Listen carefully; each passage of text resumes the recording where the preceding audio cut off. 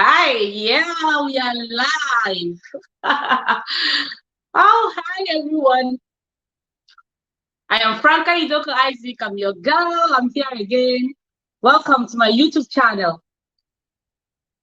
It's our Mother's Day special program presentation today.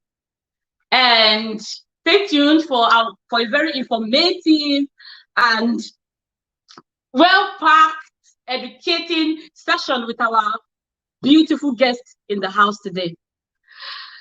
Okay, so if this is the first time you're watching me on my YouTube channel, please subscribe, hit the notification bell, so you'll be the first to know when I upload a new video or bring guests online to talk to you like this, to impact you with knowledge. So once again, happy Mother's Day to all the mothers in the world. Mother's Day is a day to celebrate mothers and honor motherhood. Mother's Day is a day to remember all the sacrifices our mothers have made, all the sacrifices a mother has made for a life. Mother's Day is a day to show gratitude to all mothers. I want to use this opportunity also to wish my mother, Victoria Idoko, a very, very, very, very happy Mother's Day. Mama, this is for you. I love you so much. You did a great job to bring me up to be who I am today. I am so proud to be your daughter. Thank you so much for all that you have done in my life. I have two beautiful people in the studio, but before I formally introduce them, I would like to tell you also that I have been a mother for 12 years. So happy Mother's Day to me also. I'm also a mom, so happy Mother's Day to me also. I have been a mother for 12 years, and to be honest, I will tell you that the journey of motherhood is not an easy one, but a very, very interesting journey. Sometimes I even get mad in the process of being a mother, but I find a place in me to regain my sanity again. So Mother's Day is not a day to play with for me. I love it so much. I love it when my husband and my children shower me with a lot of gifts. Also, I would like to say that sometimes my children call mommy. Do you know that my children can say mommy, mommy, mommy, mommy more than 1,000 times in a day? They say mommy more than 1,000, mama more than 1,000 times in a day. And I can barely count how many times they call their daddy. They don't call him so much. That is to tell you how special we are as a mom. Sometimes I have to even tell a friend of mine, a Kenyan friend of mine, Esther in the area, God bless the day I met her, to come and take my children for a sleepover or for them to spend weekend in her house. But the puzzle that I'm yet to unwind is how I miss them, how I miss them so much when they are not here. I don't understand that puzzle because they disturb me a lot, and yet I miss them when they are not here. Let me know why I miss them, even though they disturb me a lot. So, the guest with me today, my guest with me today is Maria Kaine. Maria Kaine is a mother of 11 children and 2 grandchildren. So you see, she came loaded with experience. Maria Kaine, welcome to my YouTube channel. Thank you for inviting me, Franca. I'm glad to be here. Thank you. And I would like to also formally introduce Sister Jennifer Iloegbunam. Sister Jennifer is a hardworking mother of 5 children. So you see, we came packed up for you guys today. So Sister Jennifer, welcome with all your experience. Welcome to my YouTube channel. It's good to have you here. Thank you. Thank you for inviting me. I'm honored. Thank you. Okay. Thank you so much for joining me also here. So I will start with you, Sister Jennifer. What is motherhood to you? And what has been the most interesting part of being a mother? Thank you very much for the question. As you rightly say, Franca, motherhood to me is a gift. It's a gift from God, because God made it so that we created us women and say we should go into the world and multiply. Then we ask for his grace for that. And when he blesses us with children, it is to the glory of his name. So I can testify that being a mother is something to glorify God with. And also, it is a fully graced by God. It is sweet to be a mother. It's the dream of all women, especially we Africans, you know. In the Igbo land, there's a name called Anunwa.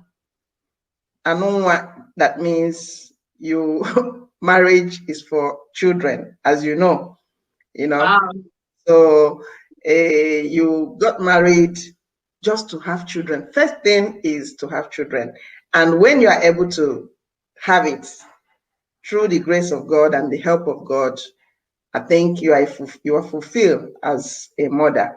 So it's worth celebrating. Thanks for the people who put up this day to celebrate mothers and all the other days that mothers are being celebrated.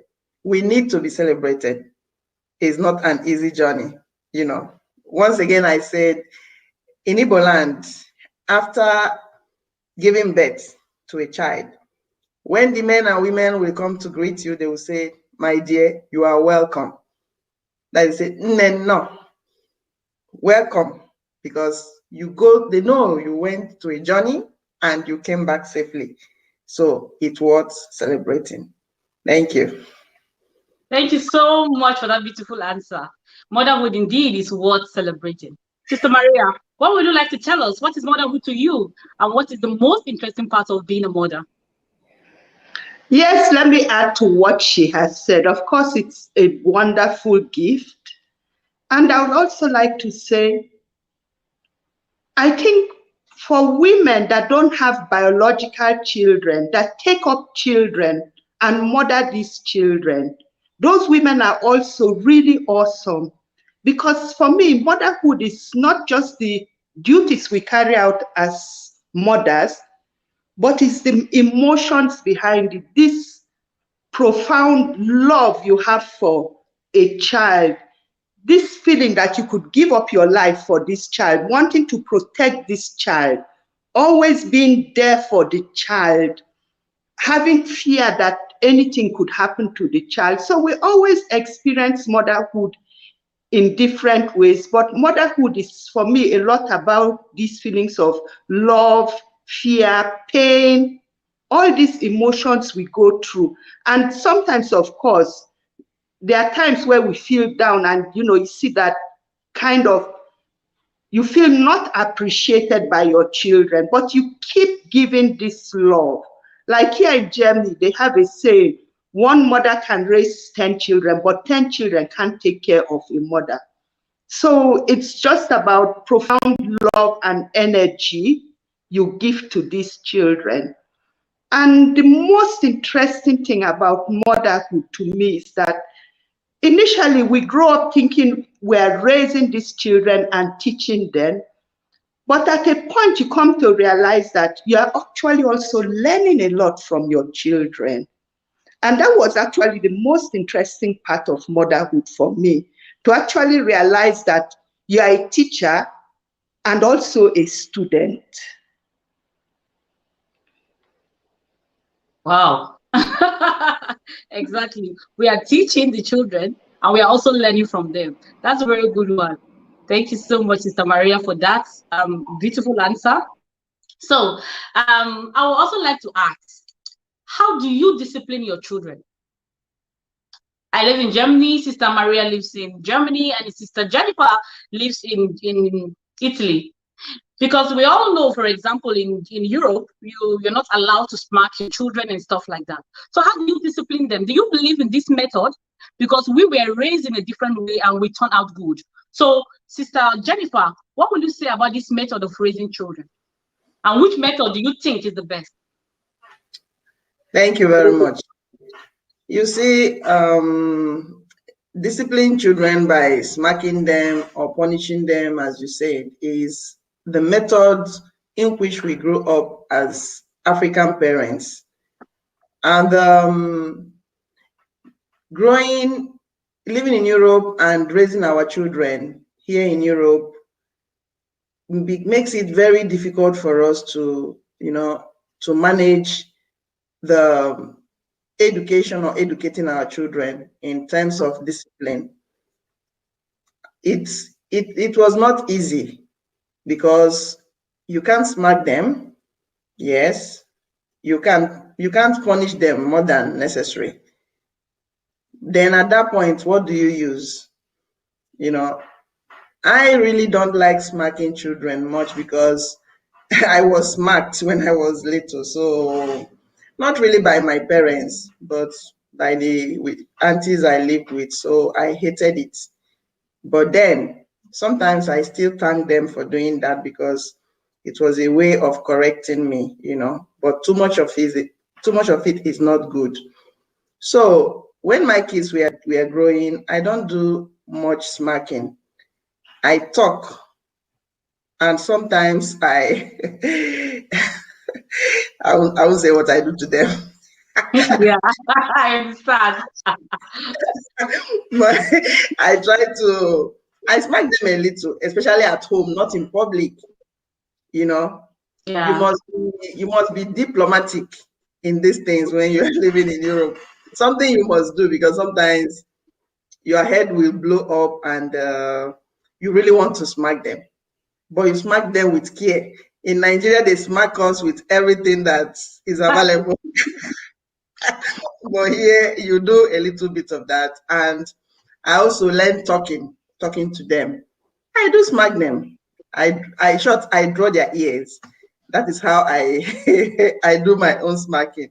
When I draw their ears, they know that mommy is annoyed, and so as they are growing up, it becomes more difficult even to draw their ears because they are growing up. But then we still learn. I learned the method of withdrawing here, because go to some meetings, listen to the Italians, they say use withdrawal, withdraw what they like from them, and you see them being corrected. So little by little, I learned that also, and I started doing it. So combining my own method as an African mother, bringing in the Italian method of withdrawing, and we are managing it. Yeah, yes. I really understand. And I understand that part that you take what they love most away from them. I also discipline my kids in that way. I take what they love most, especially their phones. I don't allow them play PlayStations. I like tell them, okay, 2 days house arrest. You're not allowed to do this. So I understand from your point of view how you do that. It works for you. I think it's working well for you because it also works for me. Let's hear from Sister Maria. What best way do you think we can discipline them? Yes, Franca, as Jennifer said, it was also a process for me when I came from Africa to Germany, we're used to being beaten, hit, and all. So when you get here, initially you have this fear, you don't hit your kids. But I came with kids too already. So I had to look deeper into it, why should you not actually hit your children? Because it takes you time to realize that actually it is a form of abuse, that you can actually raise children just by talking and also letting them know the reason why they shouldn't do something. People often come with this spare the rod and spoil the child. But the Bible also says the rod and the staff, they comfort me. That rod is actually a symbol of authority. You have to exercise your authority over your children. And they have to accept you as a person in authority. So I actually take a lot of time talking to them, giving them proverbs, telling them stories, my own life experiences, for them to really understand. Of course, they are a bit more democratic at home. They have more say. That's the kind of price you pay for this method. But if you break their spirit totally by teaching them to just obey what you say without reasoning, how will they cope in the society later? So I've actually developed a mother that only talks. And actually, I don't even use this method of taking things away or sending you to your room or anything. I expect when I say, put off your phone and don't use it again this evening, that you should be able to put it off, keep it there without me having to come and check on it. So that's the method I use, talking and sharing life experiences and letting them understand the reason they should not do something and the consequences when they do it. Wow. Wow. I have learned that now. I think I will talk more also. I have learned that. That's a very good tip. And I'm also going to put it in action. Wow. Like we say, we are all here to learn from these experienced mothers. So you are, as our viewers, please feel free to ask questions. If you have any questions, I will read it out for them or put it on the screen and they can answer you. So please ask your questions there. We will answer as soon as we can. Okay. Thank you so much for that answer. And I would like to also ask, how can we as parents improve with our teenagers? How can you also improve with our teenagers in this 21st century and the world of media? How do you protect them? Because the social media can be helpful and can be dangerous. So how do you protect your children? How can we as a parent improve in that aspect? Sister Jennifer, please. Thank you very much for the question. How can we protect our children and how can we improve in educating them? Because the time has really flied above us, Yeah, I think that the best thing for parents to begin to do is to always know ahead of your children. That is, learn faster than them, especially in this Western world. It's obvious that the technology has improved so much. Many of us parents are backward in using the device, but then it is very, very important for parents to socialize in the community where they stay. We that are living in Europe, most time because of language, we keep to ourselves. We don't relate with the society, with the places where our children are found. So we allow them to go forward and we remain backward. Doing this does not help.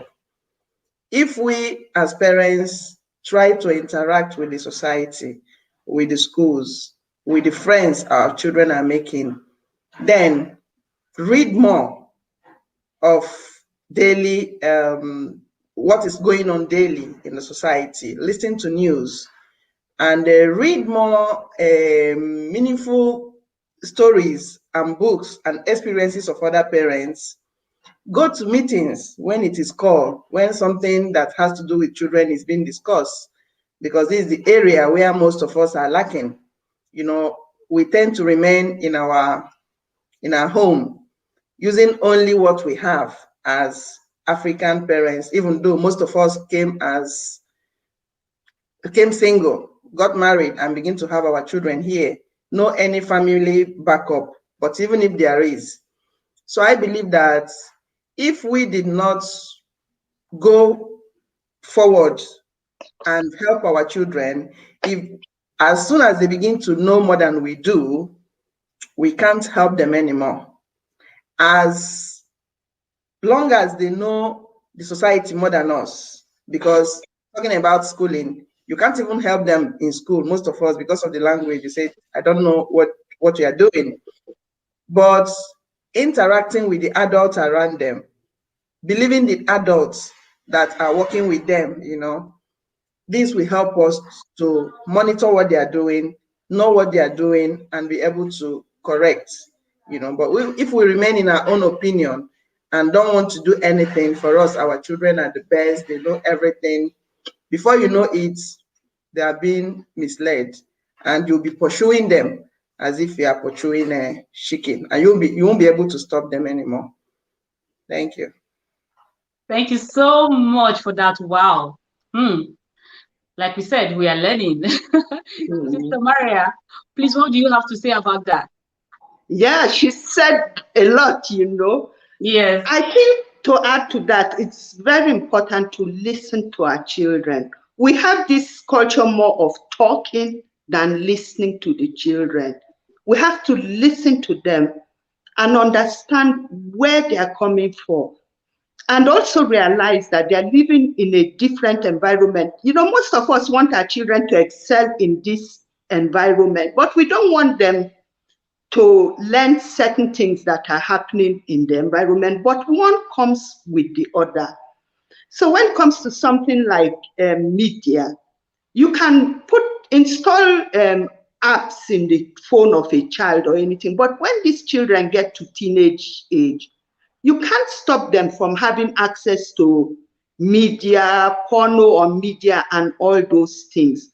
So all you can do is, like I said before, really talk to them and explain to them what it is about.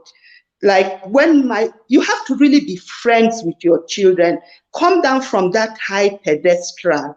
They shouldn't be scared to tell you things happening. Like when my son came to me once and said, I watched porn.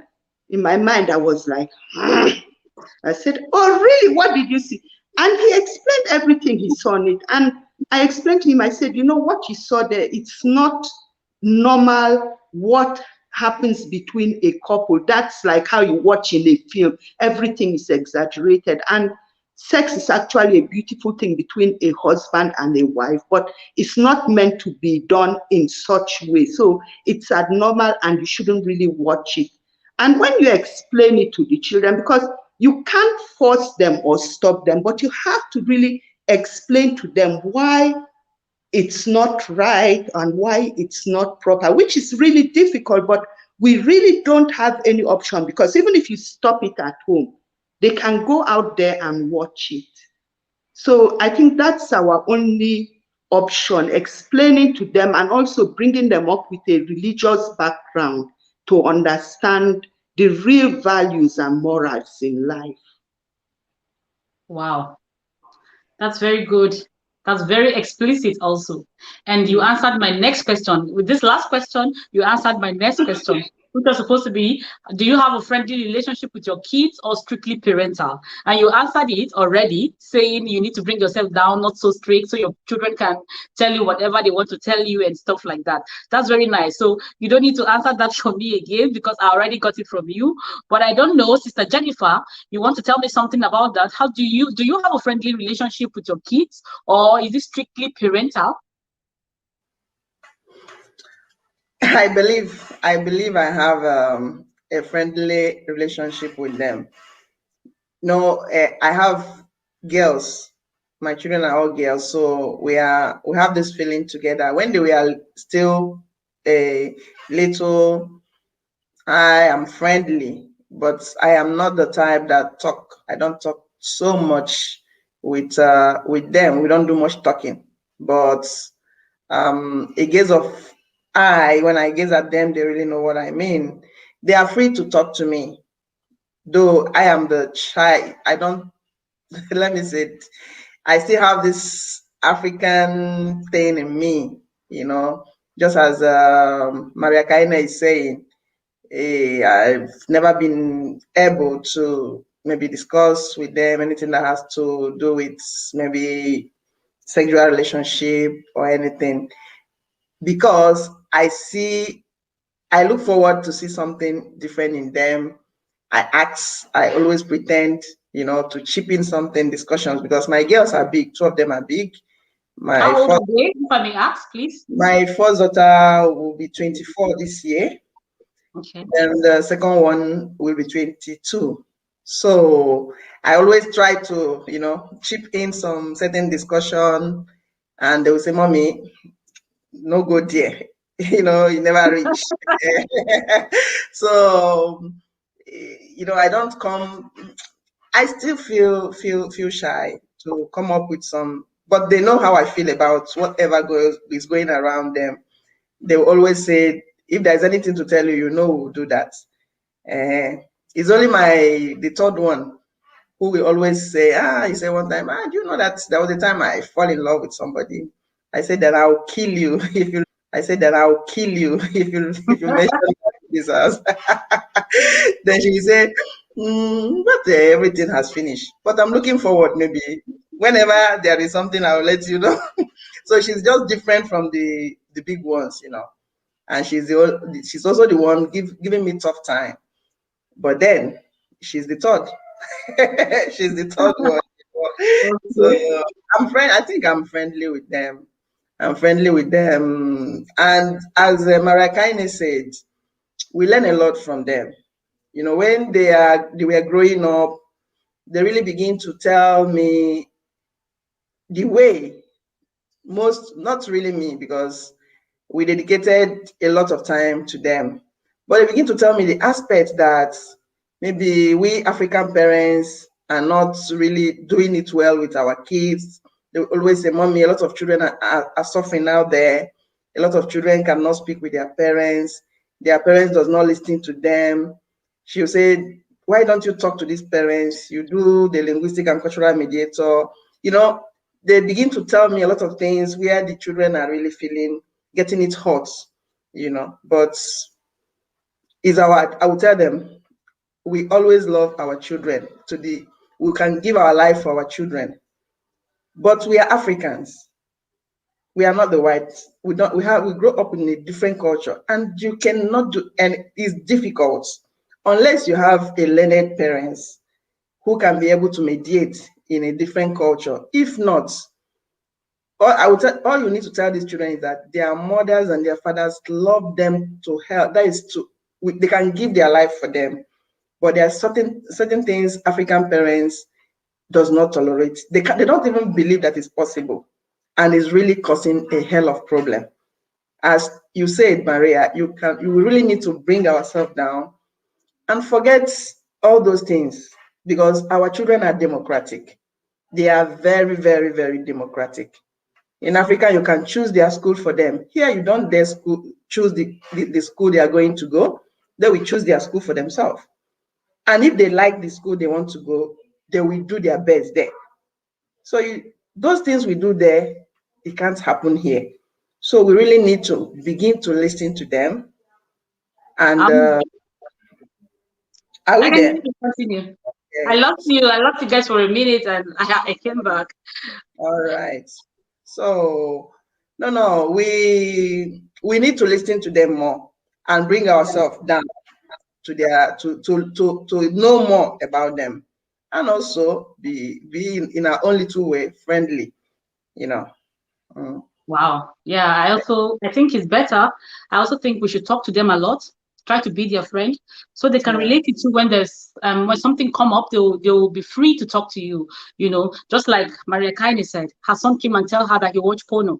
In Africa, you can't try that with your parents. I cannot even when I had my first boyfriend, I couldn't tell my dad I had a boyfriend, because they will beat the hell out of you. So that shouldn't be the way to raise your children.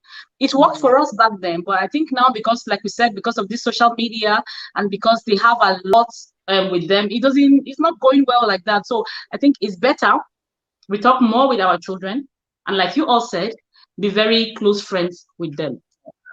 I want to read a question from Zara, one of our viewers. She asks, how do you deal with a very stubborn child? When your child is very stubborn, how do you try to correct or interfere in the life of such children without hurting them? Because you're already hurt that your child is stubborn and doesn't listen to you. How do you handle that as a mother? Sister Maria, please. Yes, those stubborn children. I believe everybody has their own character. So when a child is stubborn, you have to be able to reach out to that child. For instance, I'm not always a friend to my children. I'm sometimes a parent. So there are things I don't negotiate. Like when I say, clean your room, it's time to go to bed. I don't negotiate such things, but things that have to do with your life, what you want to do, such things we can really talk about.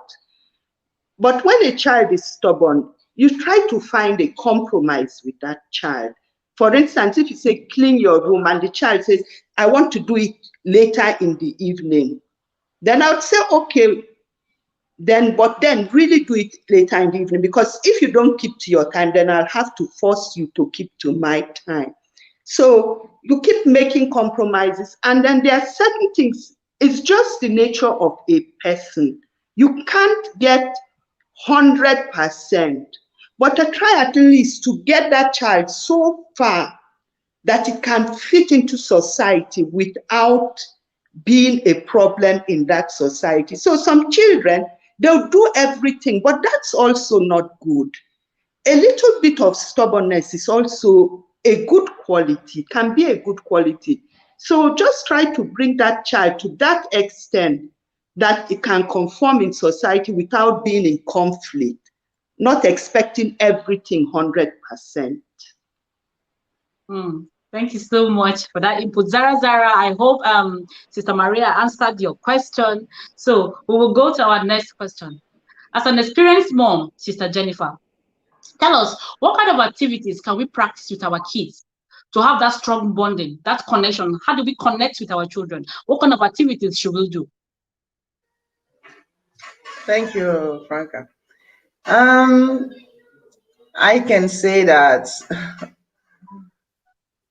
here in Europe, we learn everything, because I always start from my African background, how I grew up. And I know very well that back in our country, we are not used to parents playing with their children. You always have maybe other children to play with. So it's normal and we are happy. You are even lucky when you are permitted to go out to play with other children. So you count yourself blessed. So, but where we live in Europe is a culture that if you really want to have a bond with your children, you begin to learn to play with them, read bedtime story for them, then take them out, take them out, even not to any special place, but to go to the park and play. We have beautiful parks around where we live, every part of Europe. But these things are what we lack as African parents. Many of us like staying indoors, close the children at home. They just go to school, they come back. You give them food, they eat, they do their study, they sleep from Monday to Sunday. Doing this thing is not helping the relationship with parents. And see, is like suffocating the children. At a stage, they will blow up, So these are problems. I don't know how far in Germany, but here in Italy, a lot of parents don't know how to, even go out with their children. They don't know how to do that, because maybe because of the hectic job the parents are doing, but I don't think so. Or maybe because we're not raised like that in Africa. Do you think so? Yeah, it is one of it, but it's really giving us problem. Is giving us problem. And another thing is also learning to put the children to do the sports of their choice. In Africa, or in Nigeria, you do most of those things in school, yes, but here everything is money. We parents love holding our money to do, maybe to even give to people who are suffering in Africa is good and fine, or to do one project or the other, without even minding to send our children at least to exercise themselves, that when they come home, they will be happy. They don't do it. They want the government to do everything for us. And at the end of it, our children are not doing any sports. They only go to school and come back. And all these things are not making the children happy. So we really need to create leisure time with our children, help them to do the sports they like, so that after the day, they will be happy and we also will be happy. Yeah, I also agree with you. Sister Maria, do you have anything to add or subtract? Tell us how we can bond with our children. Yes, added to that, of course, it all boils down to really talking to them, communicating with them, especially when they are down or they have problems. That is the moment a child needs the parent most. Because no matter how much fun you have with a child, how do you react when that child has a problem? When that child comes home with a bad note, your child comes home with a bad note, it's already feeling bad that they got a bad note. Then what do you do as a parent? You scold the child. Children need us most. At that time, they fall down to raise them up, dust them, and say, okay, it's not so bad. It's a note, it's not the end of the world. We'll work harder and get a better note. So, one of the things I really felt bad about growing up as a child was I would have also liked to see more connect to me when I make a mistake, not just praising a child when he's doing good, but when you're with somebody at his lowest or her lowest moment, that's when you really bond to that person. It's the same thing for us as adults. Do you really appreciate friends that are there in your good time? Or do you appreciate those ones that come to you in your rough time? So, a very vital way of bonding with children is to be there for them when they make mistakes, when they do things wrong, when it's not going right. To just say, it doesn't matter, I'm there for you, we can do this together, it can be better. It's not the end of the world. That's also a very vital part of bonding with children. I understand that. Wow, that is so, so, so impact because I really love that part because most parents, when their children do bad in school, they don't appreciate these children. You don't encourage them there's a better tomorrow. As an average African mom, we get angry also when they bring a bad note. So from what you have said, I also have learned how to control myself when my child don't do well in school or have a bad day. I also feel too when I have a bad day is the best time to connect with me. I really get that from your point and it's straight. I like that. Thank you so much for that.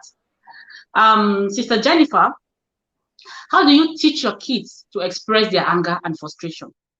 Or do you ask them to suppress it? How do you, when your children are angry, how do they express it? Do you teach them to express it or you teach them to suppress it? Thank you for the question. Personally, I don't have problem with teaching them, to suppress it or to bring it out. I don't know, probably because maybe without knowing it, I do some things that I don't know I am doing. I'm someone who I tolerate a lot from anybody. So my children can be angry.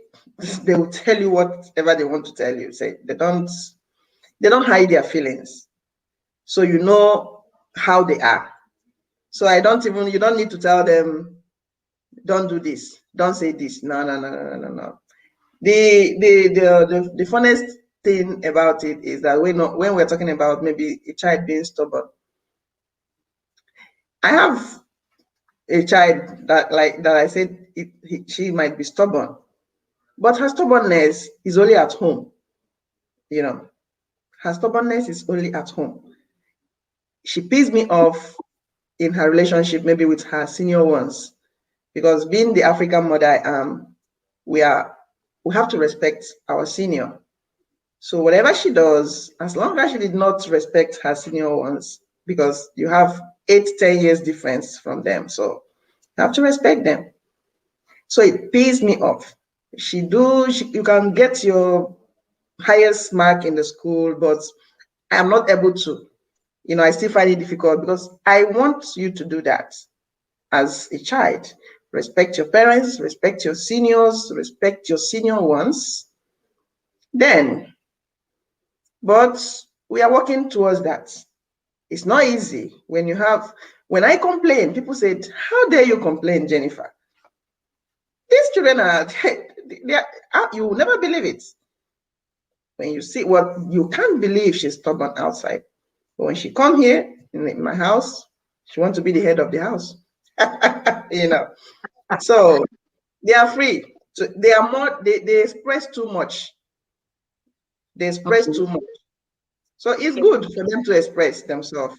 Yeah. Because even in my job as a linguistic and cultural mediator, I find out some of our parents that they will say, no, no, no, no, no, no, no. When you tell them, don't say this outside, you are suffocating them.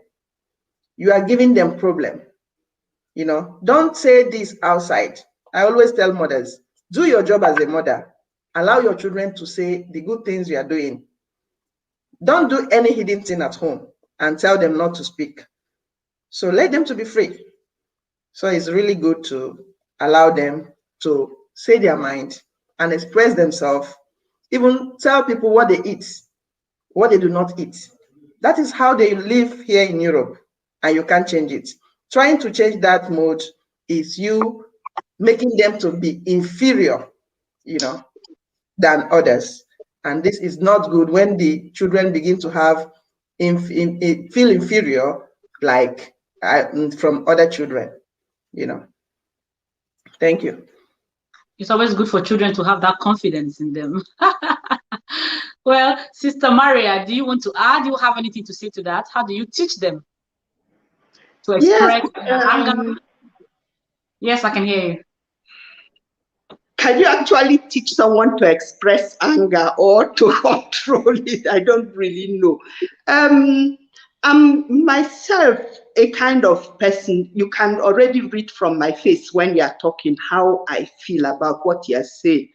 So I encourage my kids, or rather, I let them express their anger, emotions, or anything, because when you keep it inside, you bottle it up, then you start having mental issues later on, anxiety, depression, and all that. So people should be able to express their emotions and feelings. Like sometimes, a child cannot control themselves any longer, have a tantrum. But that's kind of a cry for help, because the child is not able to control their emotions. So they have to learn, okay, it's okay to be angry now. Maybe what I would just say is, when you get into that mood, I would say, you know what, go to your room, calm down. Then when you are ready to talk, you come back. And the child comes back. Well, I said, no, no, yeah, I don't think you are calm enough. Go back again and come back when you are calm. So when they are calm and they come back, you sit down and then let's talk quietly about it. Because just as Sister Jennifer said, it's okay to have tantrums and everything at home, but when you go out there, you should be able to control yourself. So they really need to learn. As she said, it's more about teaching them where you can do what. And yeah, that's what you have to teach them. It's okay to express your emotions or your anger and everything, but when you are outside, and also when you are dealing with other people, like she said, the junior one with the older one, you have to learn to, control yourself. Express it, but learn how to control it, basically. Thank you very much for that beautiful answer. And I would like to also ask, because as a mom, we also have bad moments. I also have bad moments sometimes.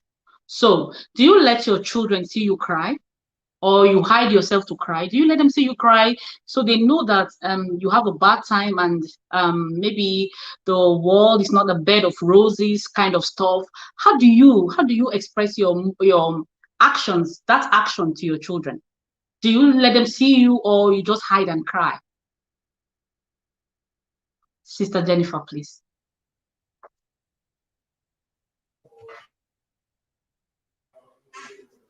Yeah, thank you, Franca. Yes, I believe that I don't hide and cry. I let them know, you know, even though, as I said before, I I have a wide shoulder, you know, but when something is going wrong, maybe with me, maybe they see the way I talk about a particular issue, maybe they will ask me, but mommy, what's wrong? It's like someone has offended you, you know. I might say it's not really offended, but you know, there's something, you know, I will try to, you know, say something that is hard in me. Yeah. The only time when I lost my kid brother years back, I cried. And my senior daughter, you know, she said, I tried to hide it from her because she was still small then. So because she knew my kid brother very well. So the day we were talking about it, she said, but mommy, why didn't you tell me that uncle died and what killed him? I said, I didn't want to, you know, make you feel bad because I know you have a little relationship with him when we traveled to Nigeria last time. So she said, she really warned me. She said, don't do that again. When there is something that is not going well in the family, always talk it out. Don't cry alone because we are one family. So haven't heard that from her. I always like to share difficult moments with them. They don't come much, but at least the little that come up, I shared it Wow. with them. Yeah. Wow. Thank you so much for that answer.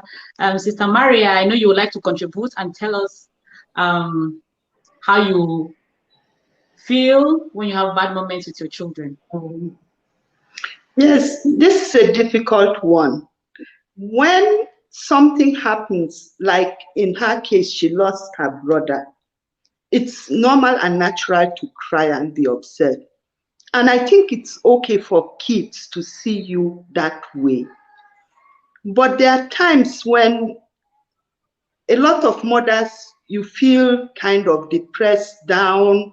It's more, it could even be nothing that really happened, but you just feel down because of the load on you. You know, it's also not easy for us here in the diaspora, the whole society and everything. So you have moments where you feel really down. And then should you really let your kids see you overwhelmed with a situation? Because it's like your children are inheriting a trauma you have from an experience they didn't have, because they are not sharing the same experience as you here. But when they see you like that, overwhelmed with life and everything, they kind of inherit this kind of trauma and feeling, negative feelings. So we have to be also careful how much of it we show to our kids. So for mothers that really are having issues like this, where you say, you know, you actually need a therapy or medical help or counseling, it would be very important for such mothers to take that help, to look for that help, rather than traumatizing or transferring their trauma to their kids by constantly letting them see them overwhelmed. So if you have like depression or anxiety, go and seek professional help rather than, you know, letting the children see, because children have a way of changing role from being the child to being the parent when they think that their parents are not coping, and that's a burden on them. So we always have to weigh, is it a normal, you know, I'm sad now, I'm crying, or has it really passed that step where you actually need to seek help? Wow. Thank you so much for that. I think our viewers are listening and they are also learning, like I am learning from you because you are more experienced than I am. So I think we are all learning, and we are almost out of time because I planned to have just a 1 hour talk with you beautiful moms, but we're running out of time, and I would like to ask now, as in Maria Kaine again, please. Kaine, please, what has been your challenges? You have 11 children. How have you been able to raise them? What has been your challenges raising 11 children? Because I know it's not easy. I personally, I love children. But when I count till 11, I don't know how I am going to manage it. So please encourage other moms out there. How do they, what? How did you, what magic did you do? Please share with us. We would like to know the challenges you've been through and how you have you have been able to handle 11 children and 2 grandchildren. Please, that aspect I cannot miss out because I really also want to learn. Maybe I will change my mind when I listen to you. You know, Franca, my sixth son had ADHS, that's this hyperactivity issue while growing up. And I learned that one child can be a bigger handful than 10 children. Because in those days when he was young, you know, when my husband would say, can I help you? I would say, just take him and go out. You can leave all the rest with me. So it doesn't really depend on the number, but also the challenges the kids have. Good. My biggest challenge here in Germany, having many kids when they were younger, you know how people look at you and feel, oh, this family, 11 children, it will never end well. You know what the policeman was telling me? They thought this family will end up like a clan of bandits and everything. You know, the 7 boys and all. But the awesome thing about it was really my children, you know, because my children were doing well in school, you know, went on to go to university and doing well in school. And I also have them in all these activities, sports and everything. So everybody's kind of like going as far as they can. So that kind of got people, you know, like their mouth shut because, okay, good, she has 11 kids, but the kids are all going to the university, you know, getting their degrees, going on to do PhD or master's. You can't cope with your 2, you understand? So the same children that were my challenge, through their good behavior, not that they are angels, but through their achievements and all that, are still the same children that shut those mouths up, you understand?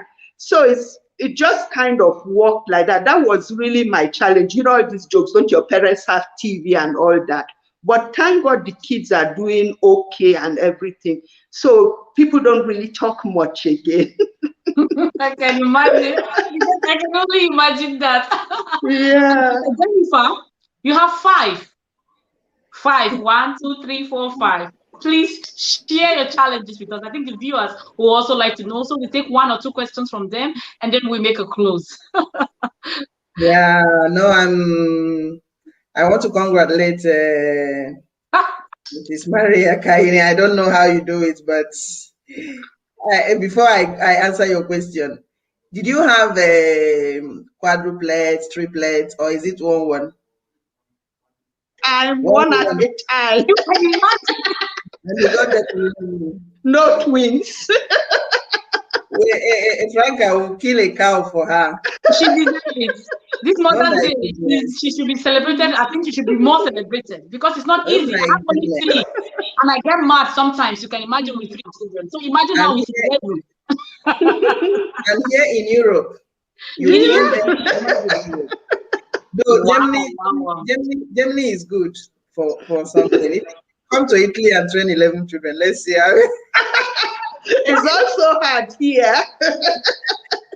No, my 5, you know, I tried to, it wasn't easy, but I thank God my husband was very good. You know, he helped out a lot. He helped when I had my first 2, I was not working yet. I was still a housewife. So I got my first daughter 97, the second one 99. Then I started working, I think 2001. So I stopped. And my husband helped so much because after giving birth to the first one, he was in the labor room. The second one, he was in the labor room. Even after the first one, he said, you are the one who decide when to give birth. That is what I see. No. So he gave the choice to me to decide when I'm ready. So after that too, I think it took me 8 years before I got the third one. So that at least they will grow up a bit. So after the third one, it took me another 7 years before I got the fourth one. Because it's only 2 of us. We don't have any family here, brother or sister, no uncle. It's only both of us. So working also. So that was how, at least when I had the third one and the fourth one, the first two have grown up a bit. So they are helping. Then my little boy that I adopted he'll be 2 this year. So though he's still back in Nigeria, but I'll bring him over next year. Wow. My sister is still having the headache over there. By next That's year, very interesting. That's very, very interesting. Noisy. No, I hail you, Mama. I hail you. I hail you. Thumbs up to her. Congratulations. Yeah. We have a question from Janina Deos. Janina Deos is asking, are your children doing sports? Sister Maria. Yes, not all my children like sports, but I have 2 children that are playing football. One is a boxer. Some are into music, one is into dancing. So it really depends on what the child wants to do. A boy and a girl are playing football. So I can't tell a child that doesn't want to play football, no, you have to play football. One is an artist, he draws. So it's all about what does the child want to do. But I encourage them to have an extra activity. Is it singing in the choir? Is it sport? You pick the one you want to do, and then I encourage you there. It's also very good for them to have extra curricular activities. It's very, very important. Yes, I even have one son that is in a football school. Wow. That's a big one. Like he lives there, you know, so he's 14 okay. and wow. just come from holiday. Yeah. We have another question from Sarah. Sarah is asking, what advice can you give to a woman that has been married for years without a child? I would like, in this case, well, it's already 1 hour, but I would like both of you to contribute to this. So, Sister Jennifer, what advice can you give a woman that has been married for years with all the pressures and everything? What advice can you give her? My only advice is, sometimes you don't have children because you are stressed up, because you keep on thinking about having children. Why am I not having children? Every month you're expecting this menstruation not to come, and it comes. Or sometimes it even comes, and because of one thing or the other, maybe you might lose the pregnancy. I will really advise that person to go for adoption. Go and adopt a child.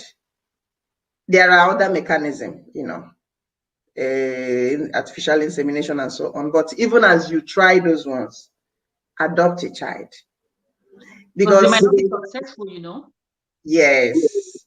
If you adopt a child and you are showing love, all you need is just someone to show love and someone to call you mommy and daddy.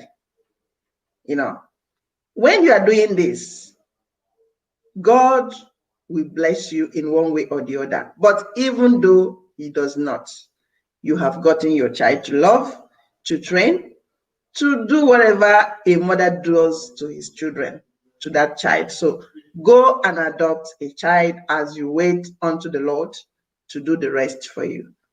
Thank you. At least you have someone to call you mother. Exactly. Yeah, Sister Maria, please, can you contribute shortly to this, and then we conclude? Absolutely. I think she said it all, because when we mothers love our children, it's just like a natural thing. But to take a child that you didn't bear in your womb and love that child, you can imagine the kind of blessing you get for that. Because this is even more than motherhood for me. For a woman to take a child and give that child the love of a mother, that for me commands more respect and deserves more blessing, because what we are doing is a natural thing. Every animal does that too. So I would advise such a woman, just as Sister Jennifer said, show a child love. Motherhood, a child remains in the womb for 9 months, But motherhood is taking a child's hand and leading that child along the way in life. That really is motherhood. I agree with you. I really, really agree with you. And Sister Maria, because your mic is on, in conclusion, can you please tell us how you relax as a mom? We have said a lot about children, how to bring them up, how to cope with our children, how to bond with them. How do you, Maria Kaine, relax as a mom? My greatest relaxation is just let me be. Leave me alone to read my book, watch my film. Just don't talk to me like for half an hour. That for me is the maximum form of relaxation. Do you get that? I don't even need to go out or anything. Just let me be. Of course, now with COVID, you can't go to all these church things, activities and all those activities. Just let me be. Give me half an hour, 1 hour. Don't talk to me. Don't say mama. That's relaxation. Wow, I like a relaxation. You just want to be me. Let Maria be Maria. Yes, just let me be. That's very nice. Sister Jennifer, how do you unwind? How do you relax? Please share with us. Yeah, it's like we have one spirit here. It's working. Yeah, no, because it's like I'm beginning to be more than busy, not having time for myself anymore. Since my girls are grown and this COVID thing permits them to be at home, schooling from home. So I don't care anymore about the little one. So they are doing the whole thing, take her to school. So I can walk. From this walk, join the other one, from this meeting to the other meeting. Whenever I'm at home, like yesterday, I said, today, this is my house. I don't think I want to leave this house. When I come back from work. No, yesterday I didn't go to work. I was off yesterday. I was having an appointment with someone. My daughter told me she would need the car. I said, I want to go out. She said, try to come back before I'll use the car. I said, okay. But at the time I said, no, today I want to really relax myself. I want to enjoy myself, on my music, lie down on my bed. I don't clean house. I don't want to do anything. Even though the house is dirty, I don't want to do anything today. I just want to be me. And it's so sweet. Yeah, sometimes it's very nice, as in it's very, very good when you just don't feel like doing anything, even though the house is dirty, but you just want to relax. You don't care about it. You don't care about the dirt. Don't do anything. Wow. Thank you so much for this session. To be honest, it's the first time I'm going live with girls on my YouTube channel, and I want to sincerely thank you people, because you guys, I was a little bit nervous at first, but you made me relax. Thank you so much for that. And thank you for joining me in this show. I would love to bring you up some more times again in the future. I hope it works for us like that, because we have a lot to learn from each other. And since my channel is all about parenting, motherhood, and general lifestyle vlogs, I think we have a lot in common. So I would like, if you don't mind, to bring you on from time to time. Thank you so much, Sister Maria. Thank you so much, Sister Jennifer. I really appreciate it. You're welcome. Thank you. Thank you for having us on. You're welcome. Thank you. So, to our viewers, thank you so much for staying tuned. It was really intriguing. I also learned a lot of things from this session. I hope you also learned something. If there's another way or another style you practice in your parenting, please let us know in the comment section what you do differently from what they have said. We are all here to learn from each other and impact on our children. Thank you so much for joining us today. Thank you so much for all the questions.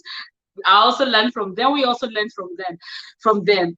And if this is the first time you're joining us on this channel, you're joining me on my YouTube channel, please subscribe to my channel, hit the notification bell, so you know when next time I come up with them again live or I make another video. Thank you so much, my viewers. I really appreciate, and have a nice Mother's Day celebration to you all. Thank you. Bye. Bye-bye. Yeah. Bye. Bye.